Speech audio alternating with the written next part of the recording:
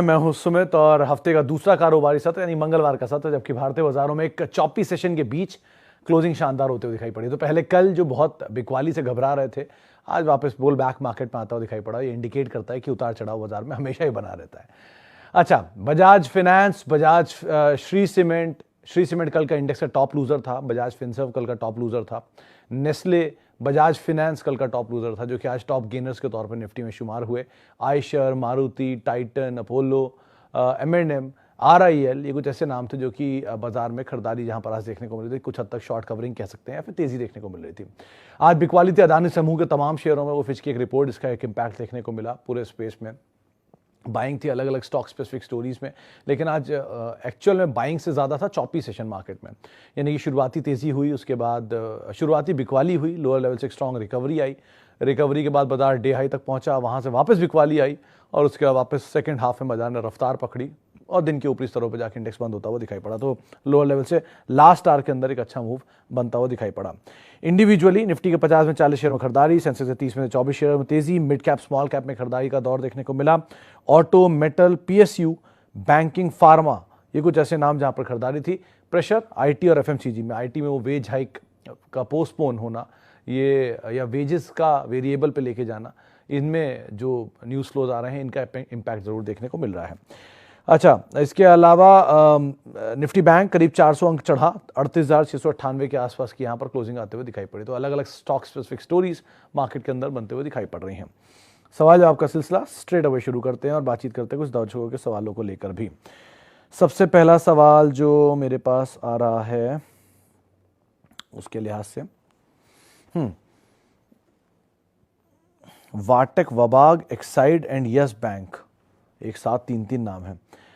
अच्छा, वाटेक, वबाग, एक्साइड और यस बैंक। बाजार में कब कौन सा शेयर खरीदना है और कब कौन सा बेचना है, अगर आपको इसकी जानकारी है तो आप भी कमा सकते हैं लाखों, और वो भी हर महीने। और एल्गो ट्रेडिंग इसी काम में आपकी मदद करता है। Buy, sell, stop loss, target, सब कुछ ऑटोमेटिक है। आपके अकाउंट में आएगा तो सिर्फ प्रॉफिट। और सिर्फ इतना ही नहीं, साथ ही आपको मिलेगा लॉन्ग टर्म वेल्थ क्रिएशन के लिए एक्सपर्ट द्वारा तैयार किए गए चुनिंदा पोर्टफोलियोज में निवेश का मौका। तो अधिक जानकारी के लिए अभी वीडियो के डिस्क्रिप्शन में दिए गए लिंक पर जाएं। यस बैंक को तो क्या ही बोलूँ मैं इसके बारे में, तो सिचुएशन आपको पता ही है, किस तरह के गोल्डन डेज और किस तरह के डेज अब ये देख रहा है। एक चीज़ ध्यान रखिएगा कि इंडिया की टॉप 5 इक्विटी कंपनी, उनमें से एक नाम इसका भी है।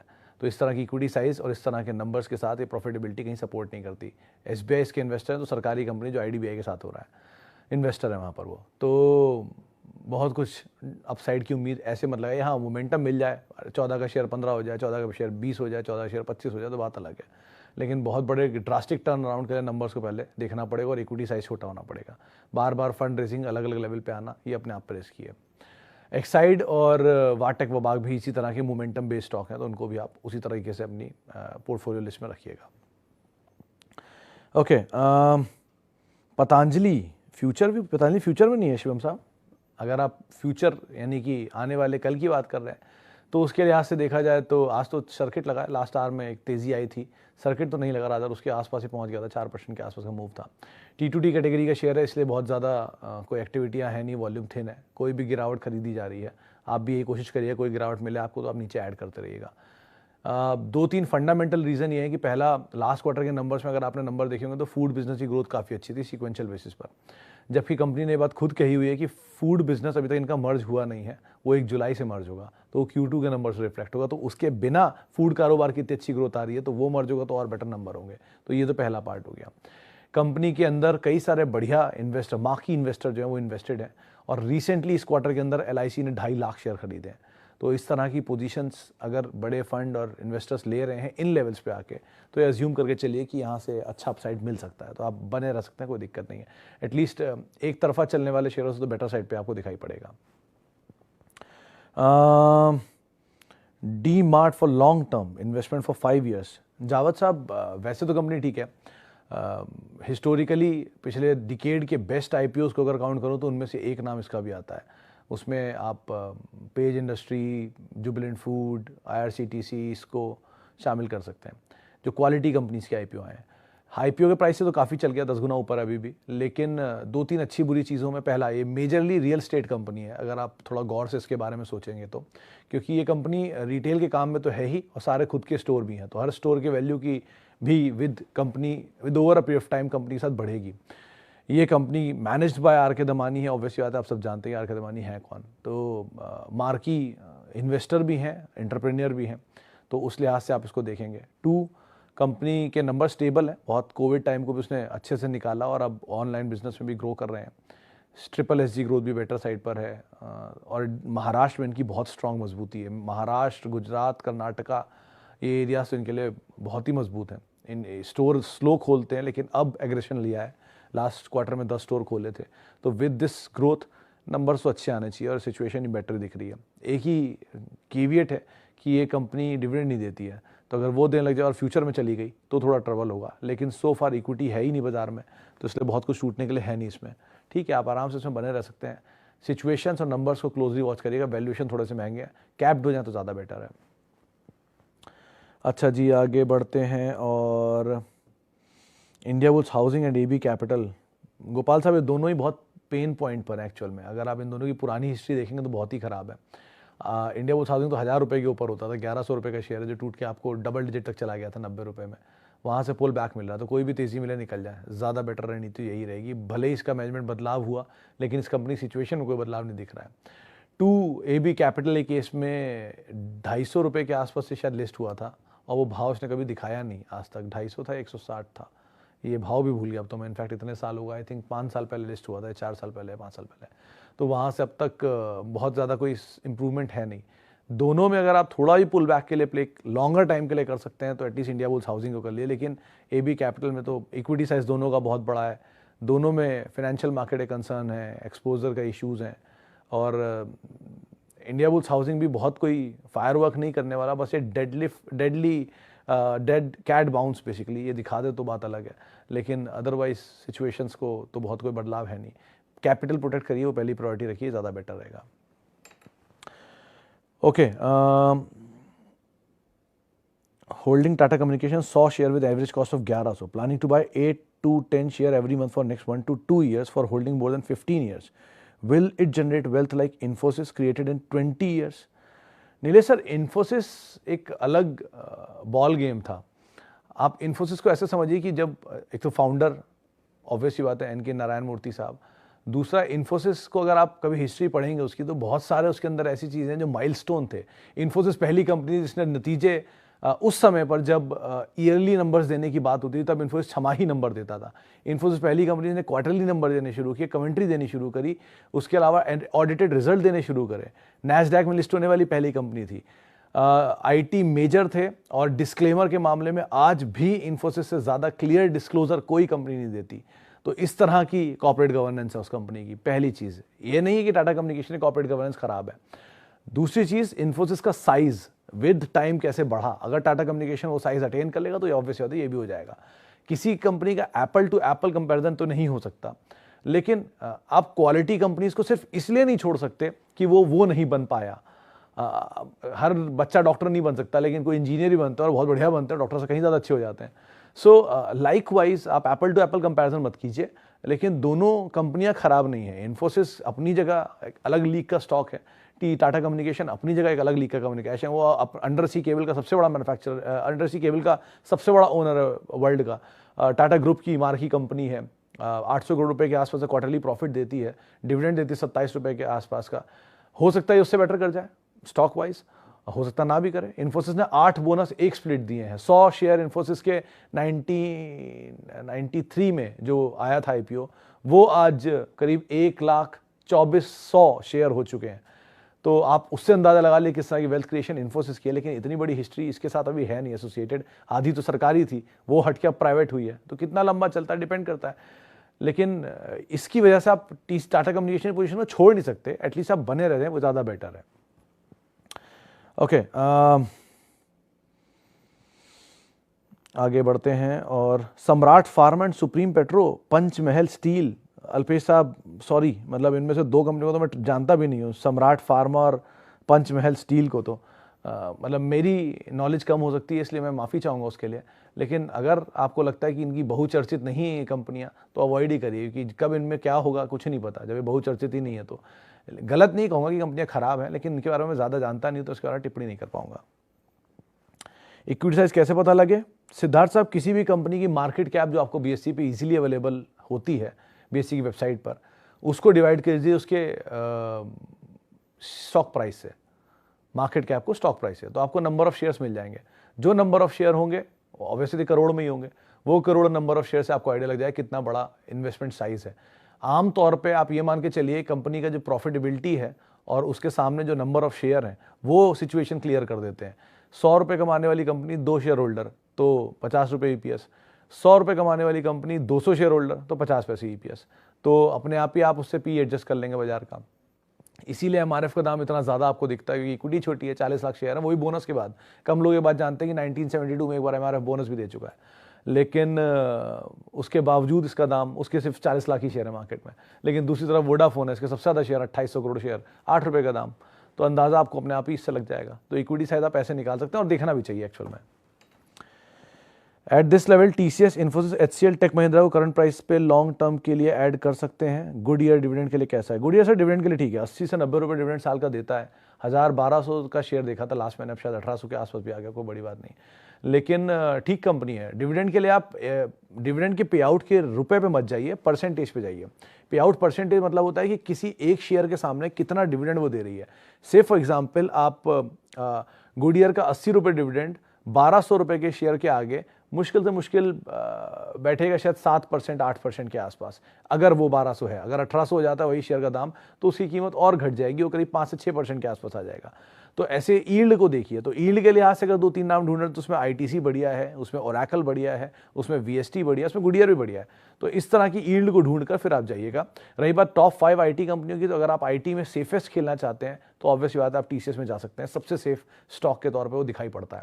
कभी भी कुछ भी बाजार में रिबाउंड आएगा आईटी में, तो सबसे पहले लीडर ही चलेगा, और लीडर टीसीएस और इन्फोसिस है, तो आप उनको भूलेंगे नहीं। और चारों नाम क्वालिटी हैं, कोई भी आप पिक कर सकते हैं।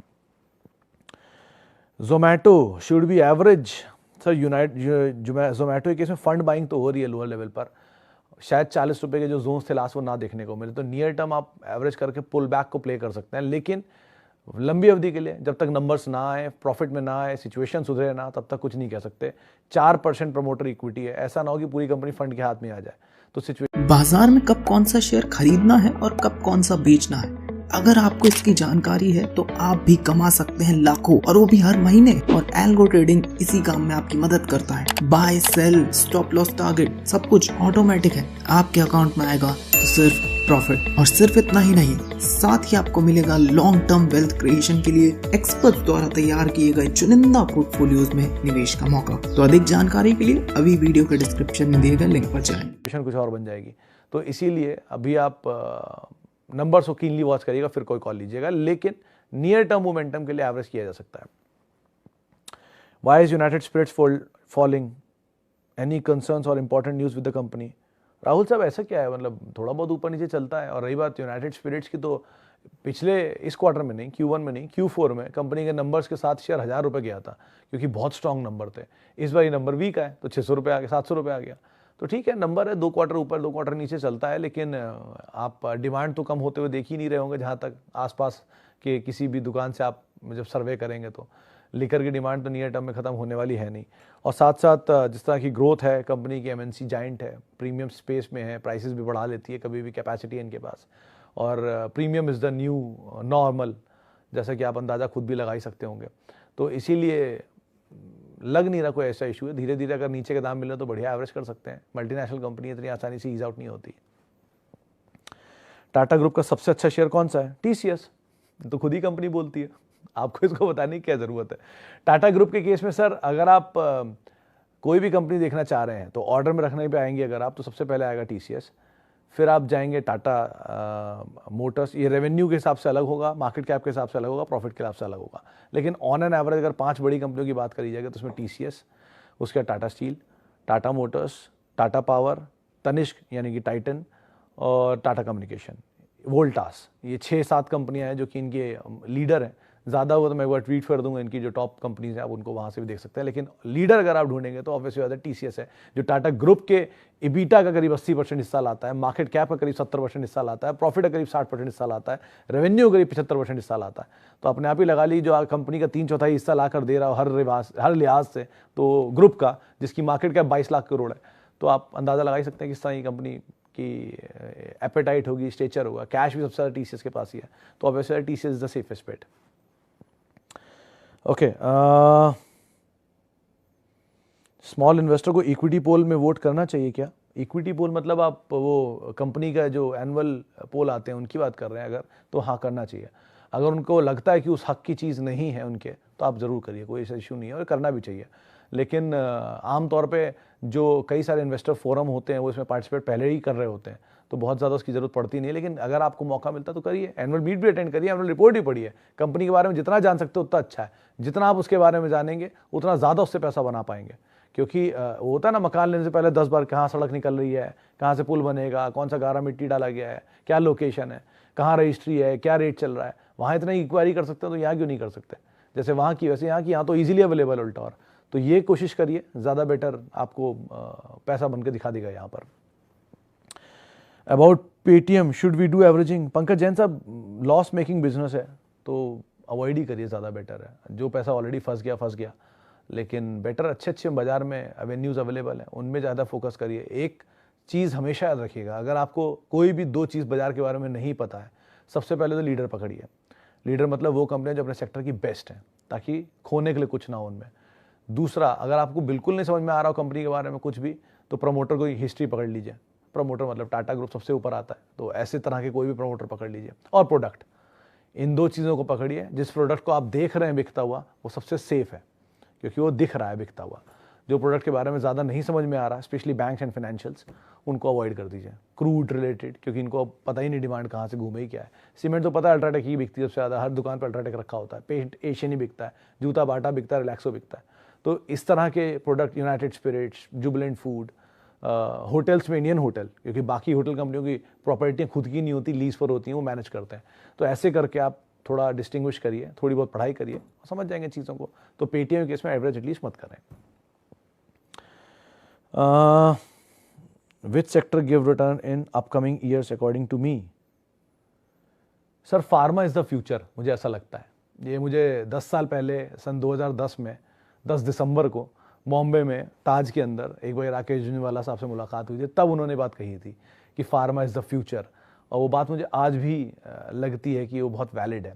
कंजम्पशन ड्रिवन स्टोरी है हम, और जिस तरह का हमारा कंजम्पशन है, ऑब्वियस ही बात है हम संभाल तो नहीं पाएंगे हेल्थ को। हेल्थ डिटोरिएट ही हो रही है, एज की जो मॉर्टैलिटी रेट है वो भी नीचे ही आ रहा है। यंग डेथ आपने सुनी ली होंगी, हाल फिलहाल में बहुत सेलिब्रिटीज़ की भी हुई हैं।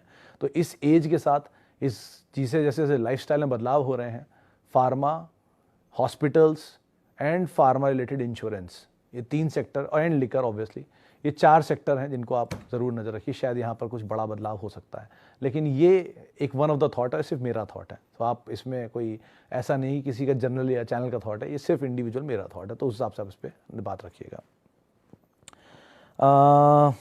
Adani share with stop loss? अरे हेमंत सर, अदानी शेयरों के लिए ना टारगेट है ना स्टॉप लॉस, इनके बारे में कुछ नहीं कह सकते। ये बियॉन्ड ग्रेविटी चलते हैं और ये बियॉन्ड ग्रेविटी ही काम करते हैं, तो कुछ भी इनके बारे में समझाना बहुत मुश्किल है।